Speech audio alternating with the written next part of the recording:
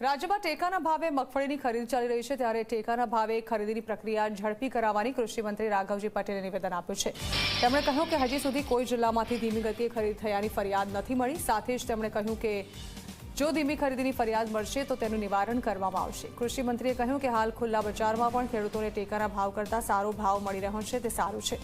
તમામ કેન્દ્રમાંથી મગફળીની ખરીદી થઈ જશે, પછી કેટલી ખરીદી થઈ જશે તેનો સ્પષ્ટ આંકડો બહાર આવશે।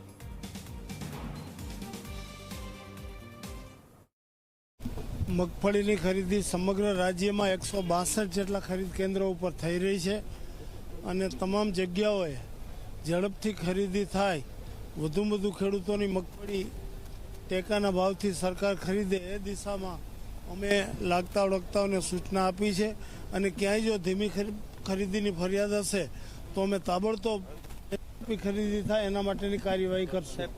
20 કિલોના ટેકાનો ભાવ 1356 રૂપિયા છે, જ્યારે ઓપન બજારમાં વધુમાં વધુ 1000 થી 1100 રૂપિયા મળે છે। એટલે 20 કિલો એ લગભગ 200 રૂપિયા જેટલો ફાયદો ખેડૂતોને સીધો ટેકાના ભાવથી થાય છે। પણ મારી પાસે એવી કોઈ વિગત નથી। જો કોઈ વિગત મને આપશે તો અમે ઝડપથી ખરીદી કરવાની સૂચના આપશું।